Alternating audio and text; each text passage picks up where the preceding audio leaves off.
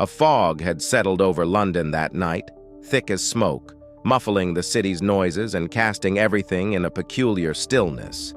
It was the sort of fog that made familiar places seem strange, blurring outlines and swallowing up sound until even footsteps felt like whispers.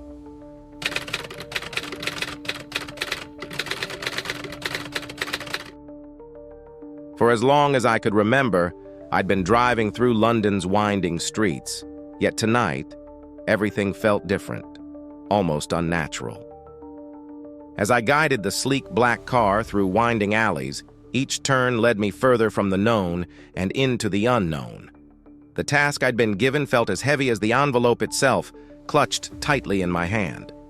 Lord Fitzwilliam, a man whose secrets I had been paid to protect, had entrusted me with a single instruction: deliver this invitation.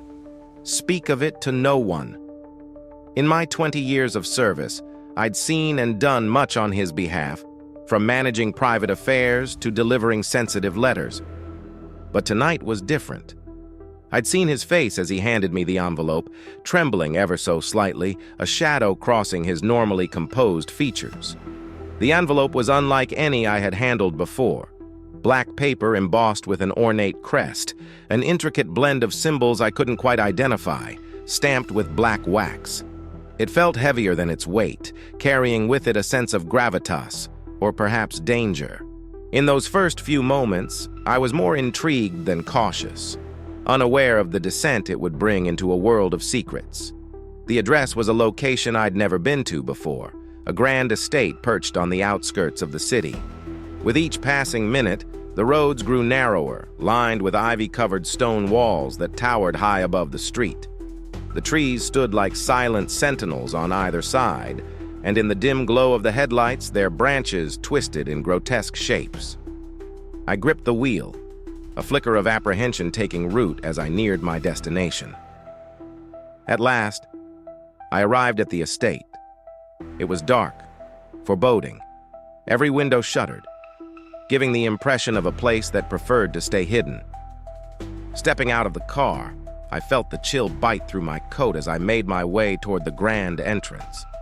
I was barely at the door when it opened, and there, standing in the threshold, was a man in a dark suit. His face was sharp and expressionless, his eyes piercing in a way that left no room for warmth. Without a word, he extended his hand, palm open. I hesitated before placing the envelope in his grasp, feeling a strange reluctance as his cold fingers closed around it. His grip lingered for a moment longer than necessary, his gaze holding mine with a flicker of something I couldn't name.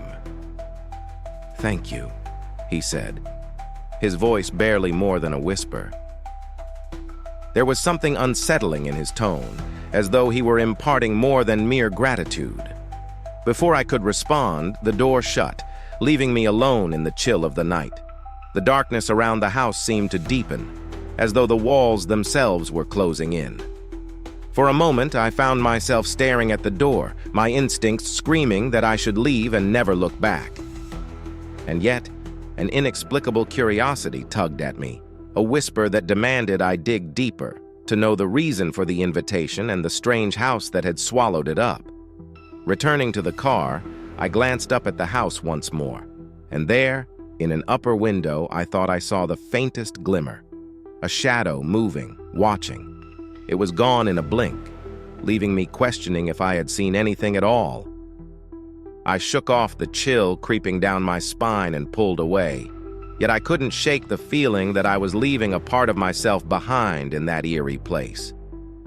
Back in my modest flat, the silence weighed on me, each second stretching out as my mind replayed the night's events. I tried to shake it off, to convince myself it was just another strange errand in a profession littered with them.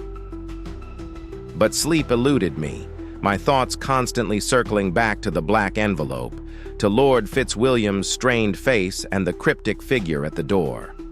The events of the night played over in my mind, a strange, haunting melody that refused to fade.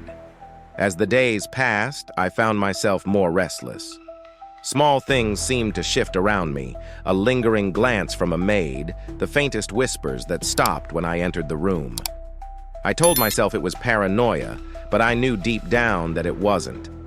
There was something happening, something beyond my understanding, and every instinct screamed at me to leave it alone. But how could I? When each glance, each whisper, only fanned the flames of my curiosity. One afternoon, while polishing the car, I overheard two footmen murmuring in low voices by the side entrance, just out of sight. "Did you hear about the invitation?" one of them whispered, barely audible above the wind. The other replied, his voice even softer, "It's dangerous to even speak of it. They say those who know too much don't last long." I stilled, my heart pounding as their words sank in. Dangerous. Don't last long. The weight of those words pressed down on me, yet they only fueled my curiosity. What had I stumbled into? What hidden world lay just beyond my reach, teasing me with half-glimpsed secrets and shadows? That evening, I returned home more determined than ever. I retrieved an old journal and began jotting down everything I knew, every detail I could recall about the invitation and the strange address. I studied the faint image of the crest, its design still imprinted in my memory, and searched for anything that might give me a clue. Days turned to weeks, but my search was fruitless, each attempt to uncover something only leading to more questions. Late one night, just as I was considering abandoning the whole matter, there was a knock at my door. I opened it cautiously, expecting perhaps a message from Lord Fitzwilliam, but there was no one there, just an envelope, white this time, with no seal, no crest, only my name written in precise black ink. I stared at it, my pulse quickening as I picked it up. Inside was a single sheet of paper with 3 words printed neatly in the center. "Do not inquire." It was a warning, and yet it only made me want to dig deeper.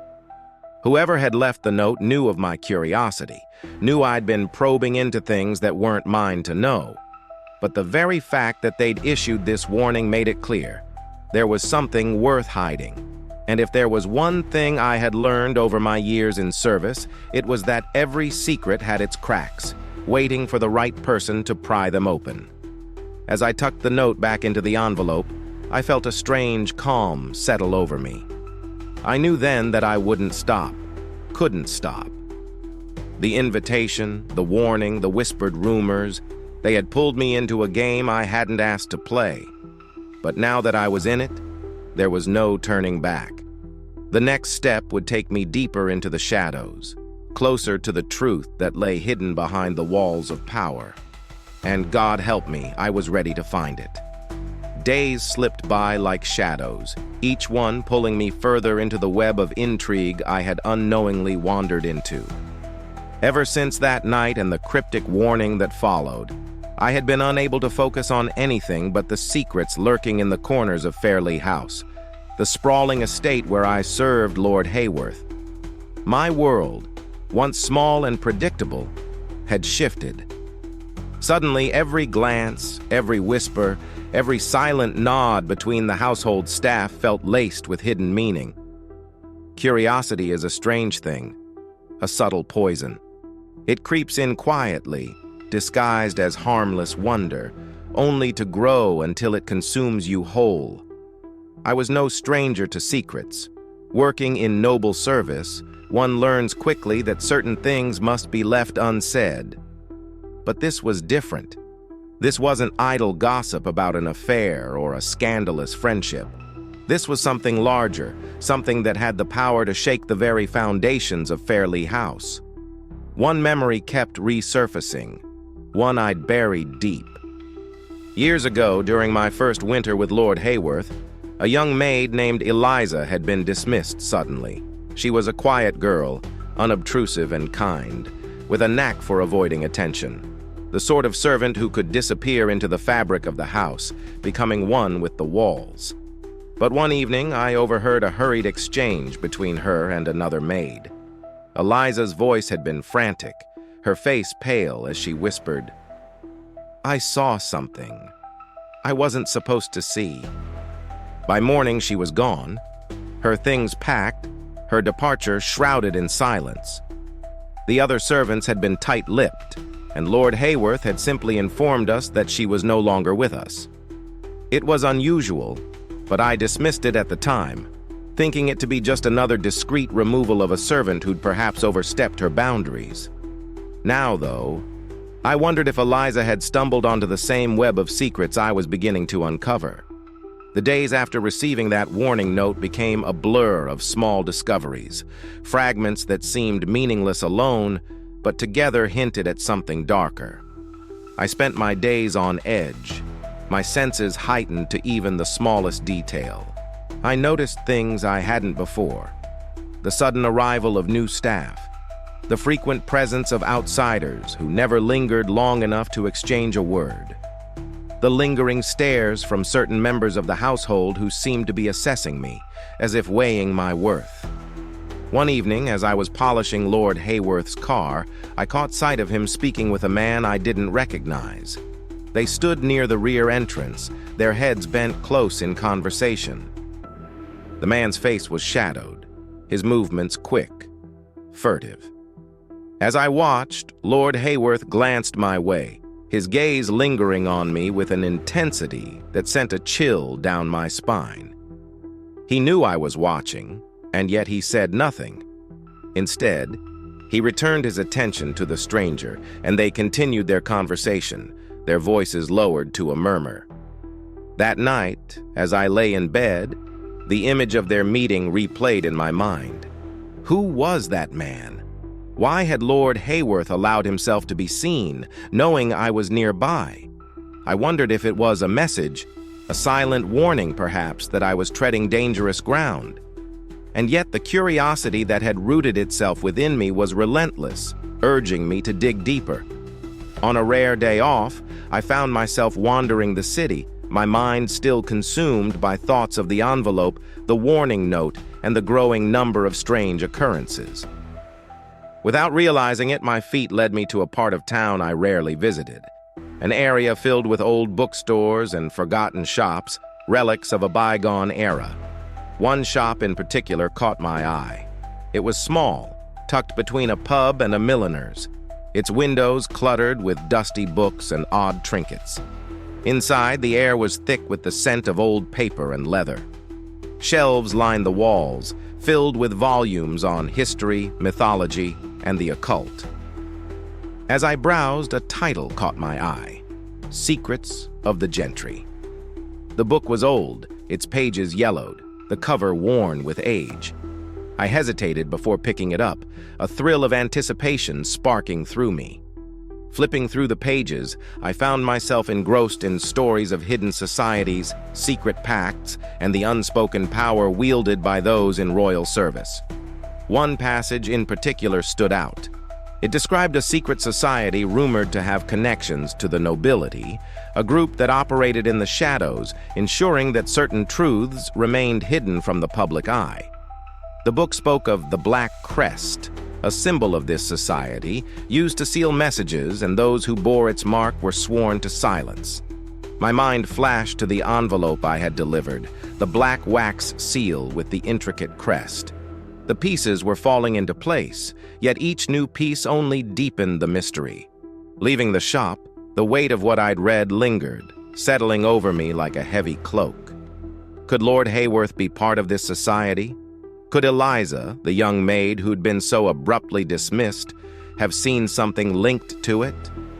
The more I uncovered, the more questions seemed to arise, each one darker than the last.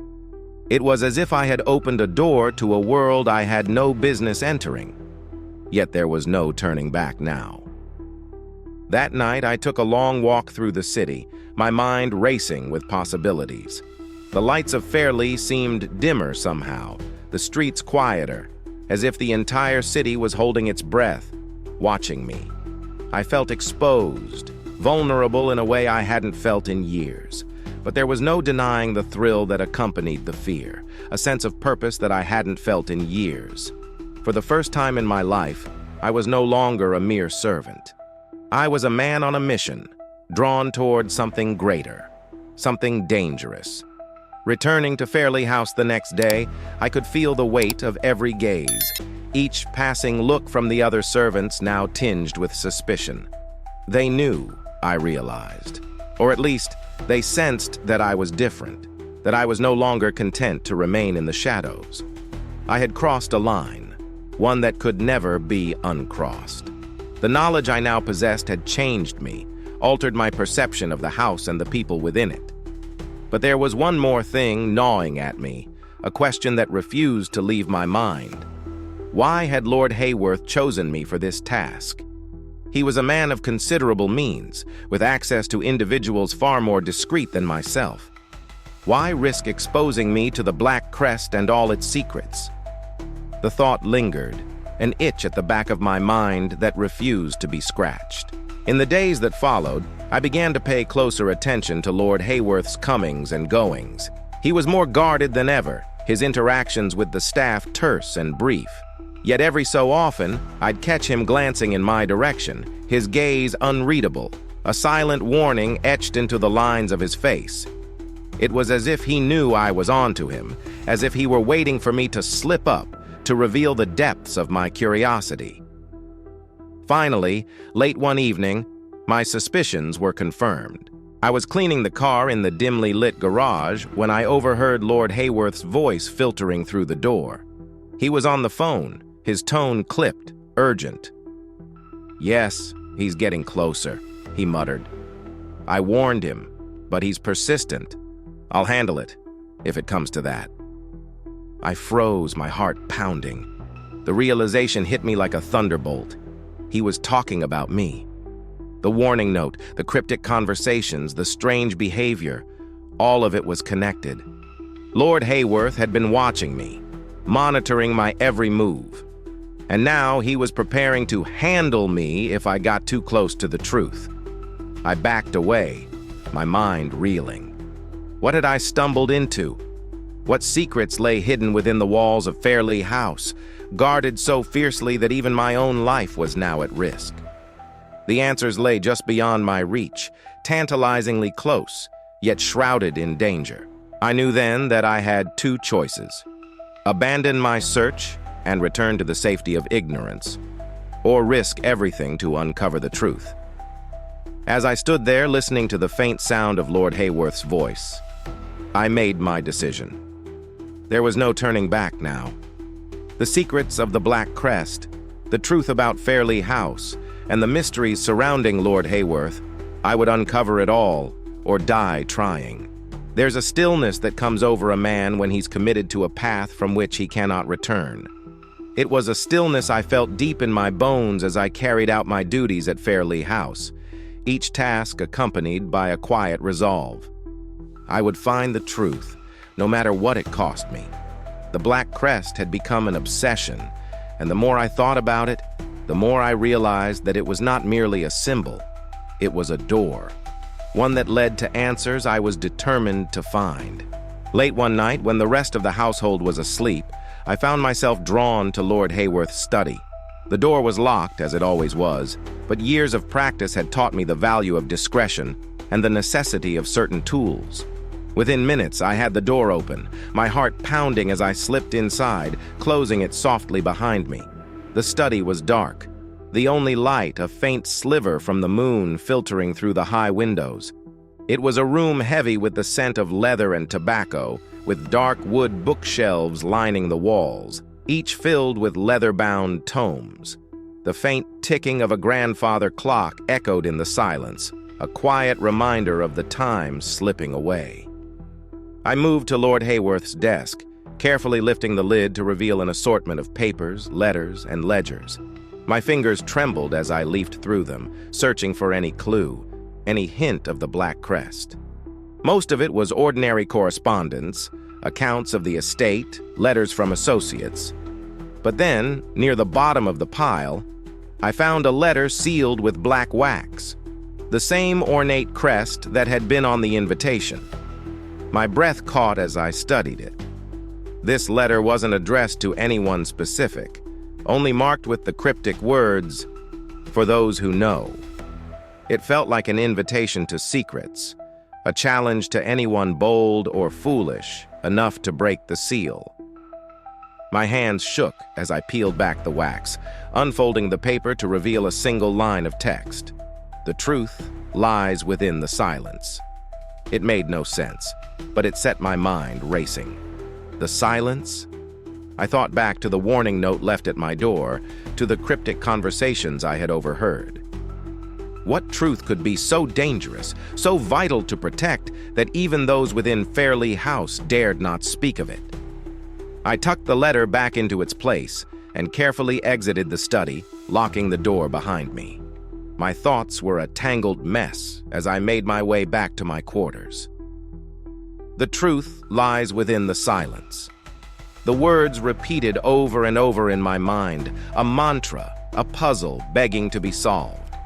But the answers were elusive, slipping away each time I tried to grasp them.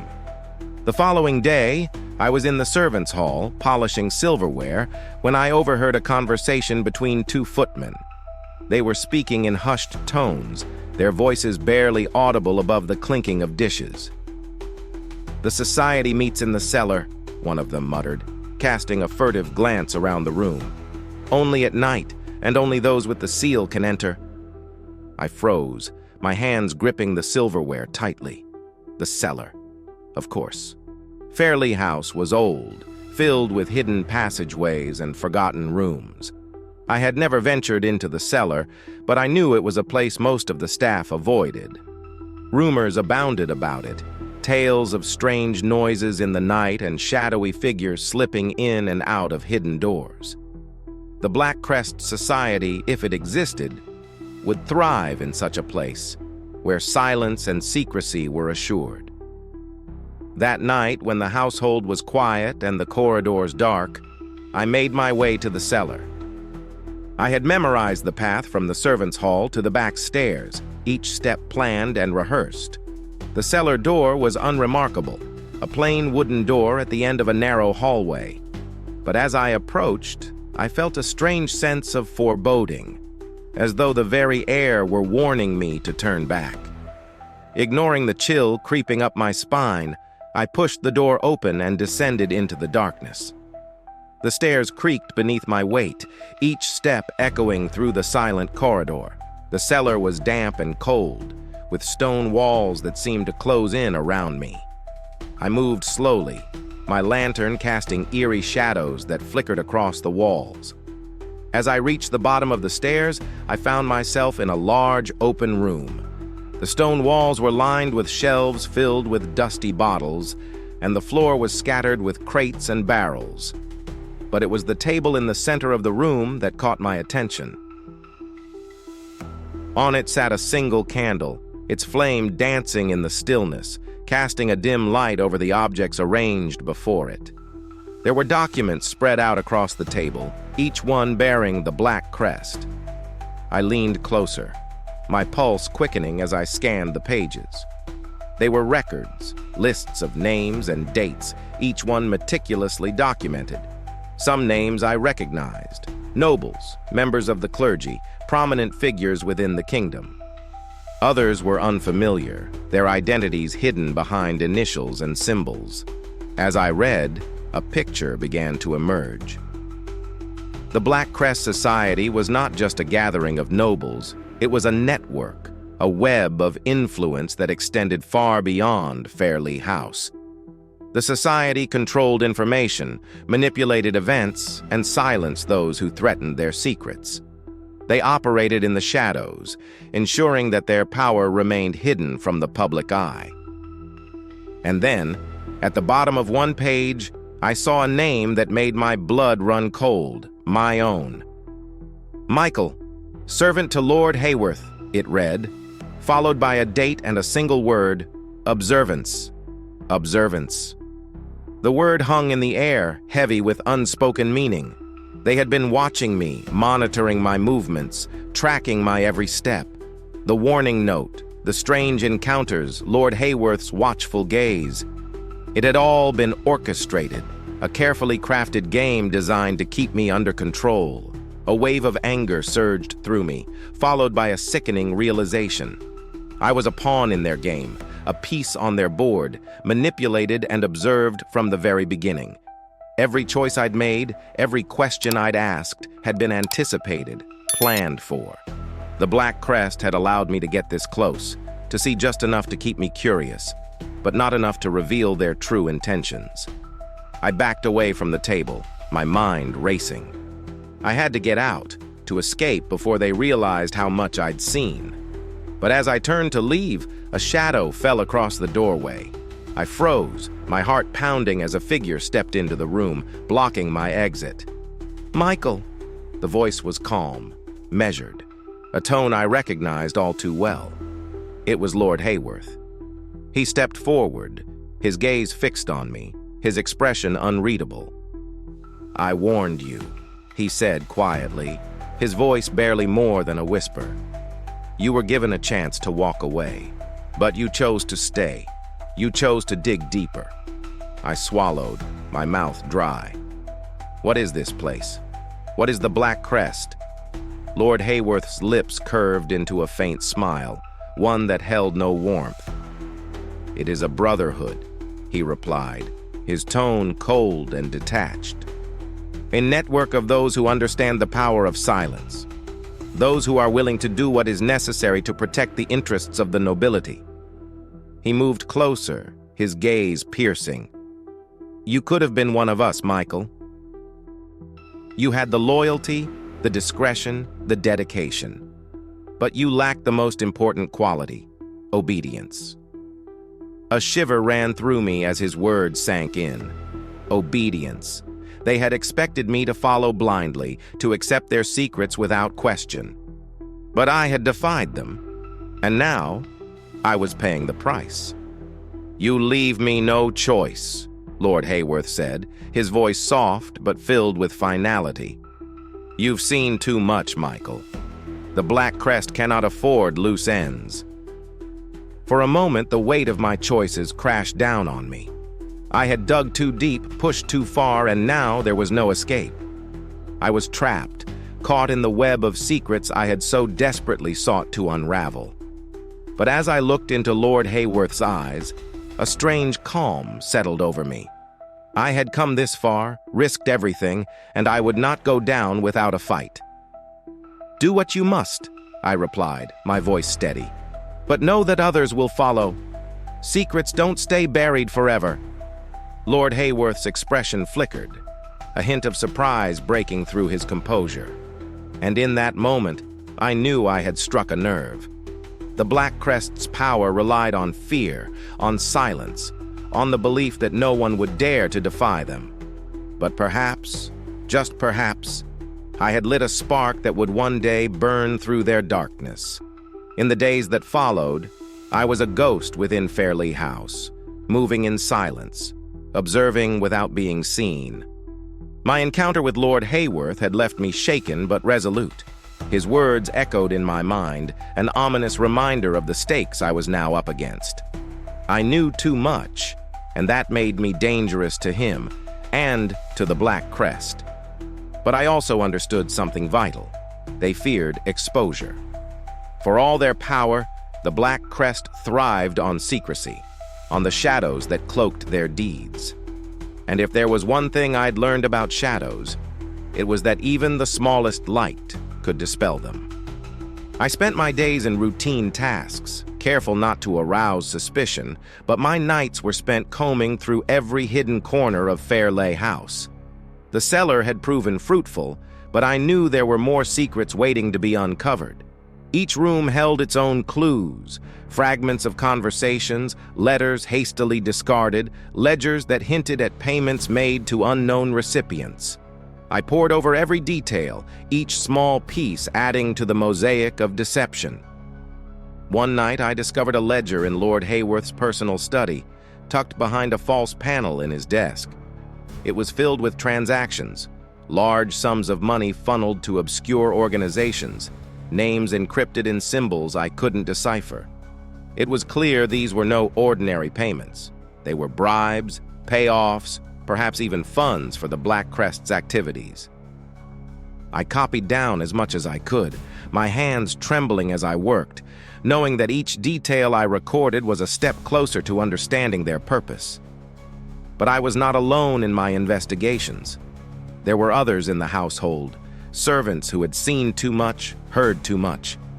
I noticed a few of them watching me, their expressions cautious, their eyes filled with something akin to recognition.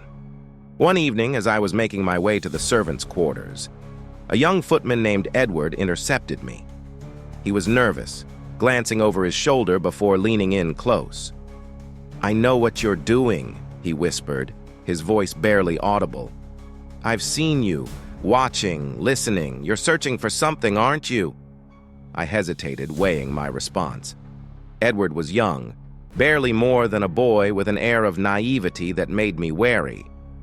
But there was something in his gaze, a determination that mirrored my own.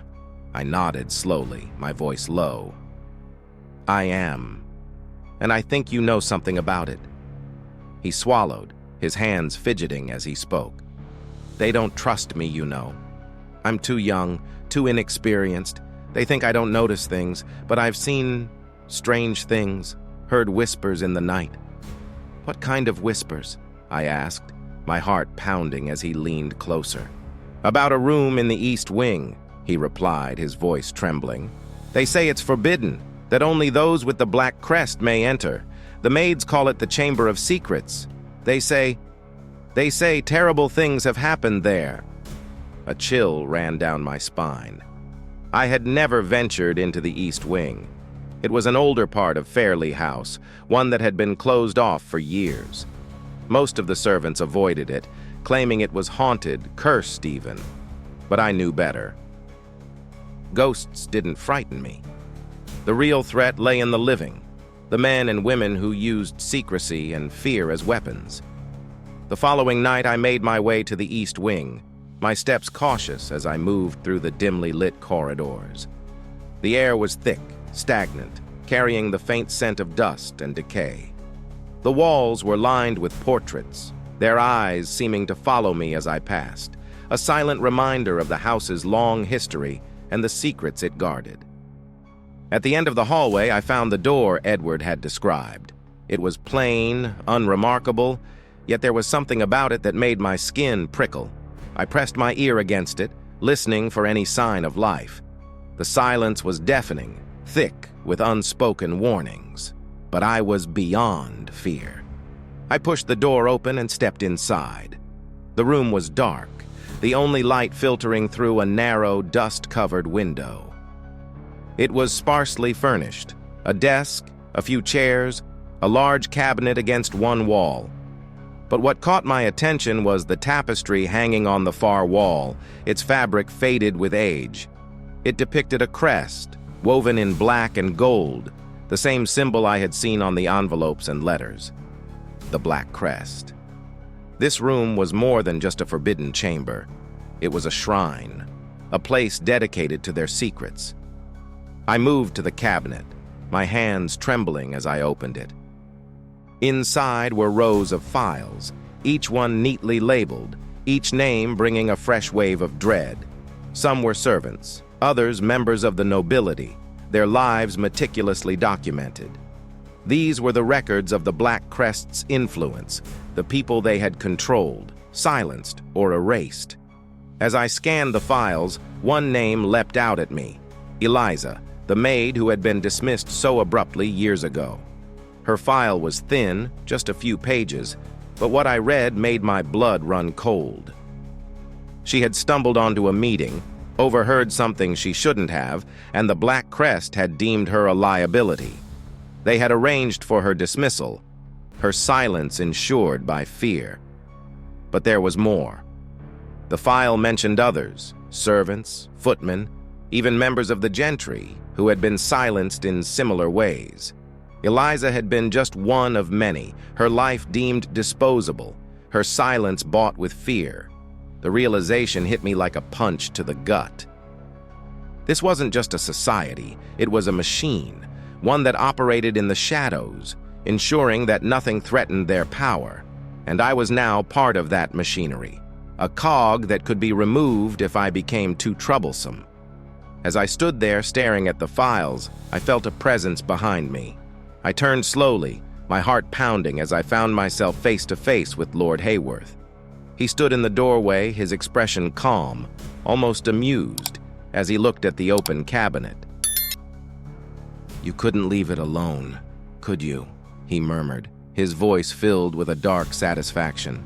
"I warned you, Michael, but you chose to ignore me, and now, here we are." I swallowed, my mouth dry as I met his gaze. "What is this place? Why do you keep these records?" "Knowledge is power," he replied, his tone as smooth as silk. "And power must be protected.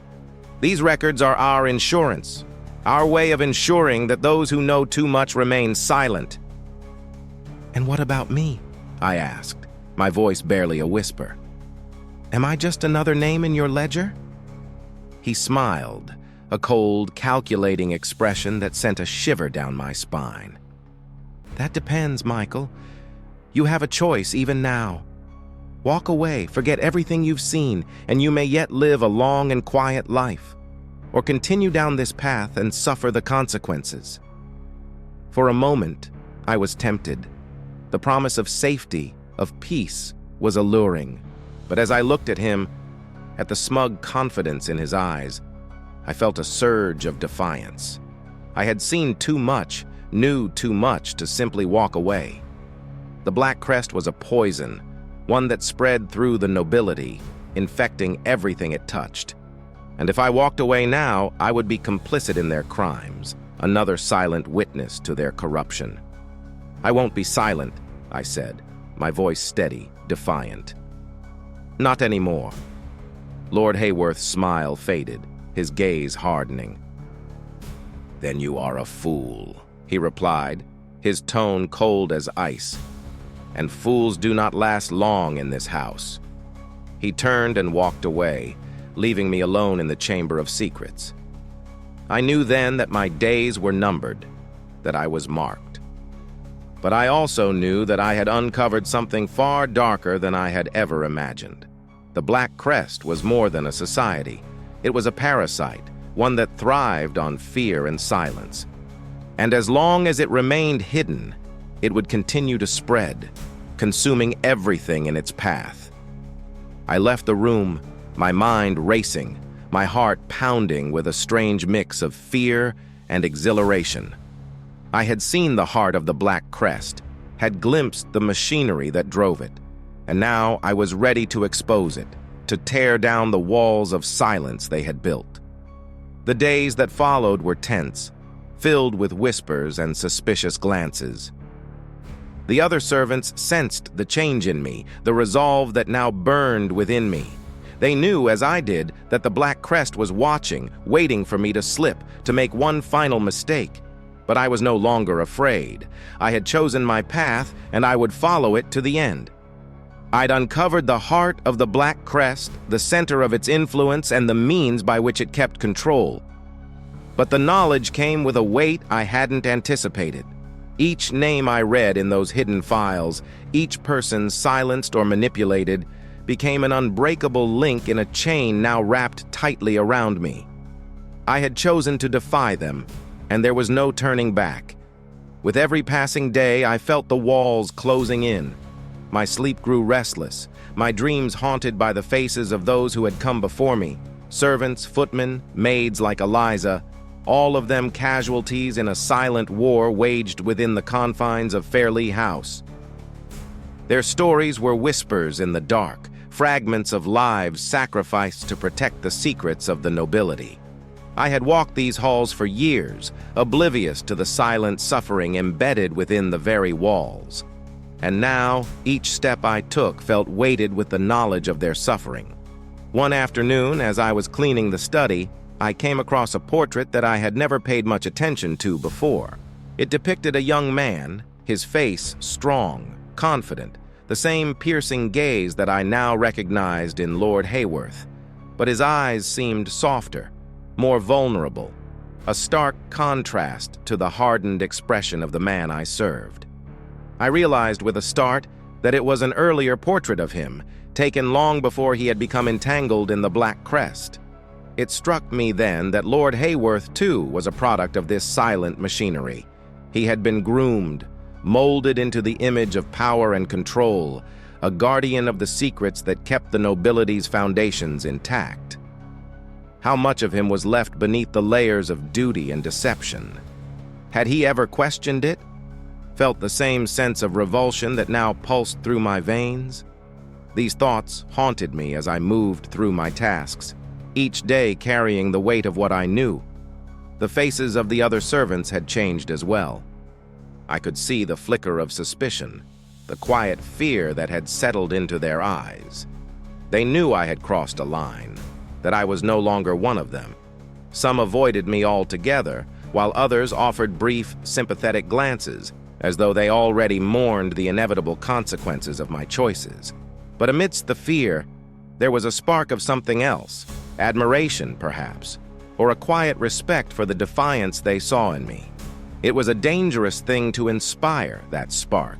For all the Black Crest's power, they could not erase the human spirit, the relentless need for truth that lived in every corner of Fairleigh House. I saw it in Edward, the young footman who had helped me, and in the cautious nods from the maids who passed by. They, too, had seen the truth, felt the weight of the silence that surrounded them. And now, I carried their unspoken hopes with me, a burden as heavy as the secrets I had uncovered. I knew I couldn't keep my knowledge hidden forever. Lord Hayworth was watching, waiting for the moment when he could strike. And yet, I also knew that I couldn't simply walk away, not after everything I had seen. The Black Crest thrived on fear, on the belief that no one would dare to defy them. But I had already chosen my path, and I was prepared to see it through to the end. One evening, as I prepared for bed, I found a note slipped beneath my door. It was simple, just a few words scrawled hastily on a piece of parchment. The truth must be seen. I stared at it, my mind racing. Someone knew. Someone else was aware of the truth, and they were urging me to expose it. I felt a surge of hope, mingled with fear. Perhaps I was not alone in my quest. Perhaps there were others who shared my resolve, who had waited for someone to light the first spark. But what did it mean for the truth to be seen? How could I, a mere servant, hope to expose the secrets of one of the most powerful families in the kingdom? I had no allies, no connections beyond the walls of Fairleigh House. And yet, I felt a growing certainty that the answer lay in the very halls that had concealed the Black Crest for so long. Over the following days, I began to gather what little evidence I had. The notes, the records, the names and dates that connected the Black Crest to its hidden network. I worked in secret, slipping into the cellar under the cover of darkness, copying records and storing them in a hidden compartment within my quarters. I knew it was a dangerous game, that each trip to the cellar was a risk, but I had come too far to turn back. As I worked, a plan began to take shape. If I could find a way to reach the other servants, to show them the truth, then perhaps we could expose the Black Crest from within. It would be a rebellion of whispers, a quiet revolution born from the very silence that the society had relied upon. I would be careful, discreet, slipping small pieces of information to those I trusted, building a network of knowledge that would eventually break through the walls of secrecy. But it was not without its toll. I could feel the weight of my choices pressing down on me, the loneliness that came with bearing such a burden. I had no family, no loved ones to confide in, only the quiet corridors of Fairleigh House and the knowledge that I was now a marked man. At night, I lay awake, listening to the creaks and groans of the old house, wondering if each sound was a harbinger of my fate. One night, as I sat in the dim candlelight, I felt a wave of exhaustion wash over me. I had seen too much, known too much, and the weight of it all was finally catching up to me. I wondered fleetingly if it was worth it, if the truth was worth the cost I was paying. The Black Crest had thrived for centuries, its power entrenched in every corner of the nobility. Who was I? A mere servant, to think I could bring it down. But then I remembered the faces of the others, Eliza, Edward, the silent servants who had lived and died in the shadows, their lives swallowed by the same secrets I now sought to expose. I remembered their stories, their hopes, their unspoken dreams, all of them sacrificed to the altar of silence. I could not forget them, not now, not after everything I had seen. I closed my eyes, feeling a quiet determination settle over me. I would not falter, not now. The Black Crest had stolen too much, had taken too many lives and left too many scars. They had thrived on fear, on the belief that no one would dare to stand against them. But I was no longer afraid. I had made my choice, and I would see it through to the end.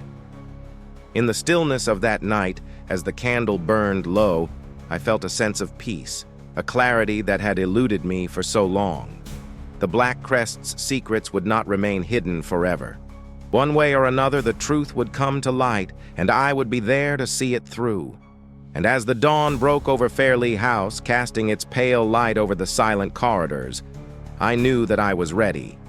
Whatever lay ahead, whatever the cost, I would face it with an unflinching resolve. The Black Crest's days of secrecy were numbered, and the truth, that long-hidden truth, would finally be seen. The day had come. I could feel it in the air, an electric charge that filled the silent corridors of Fairleigh House.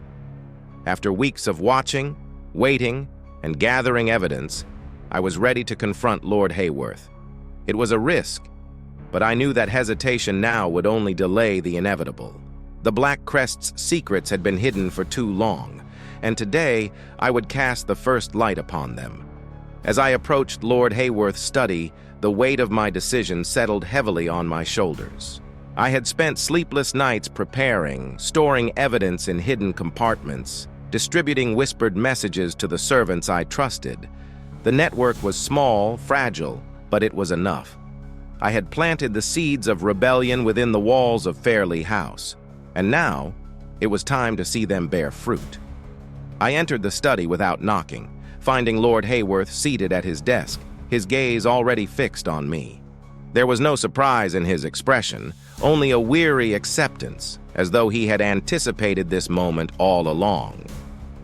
"So," he said quietly, setting his pen aside, "you've come to betray us." I stood before him, meeting his gaze with a steady resolve. "The Black Crest is a poison, Lord Hayworth. It's consumed this house, this family, and every life that's crossed its path.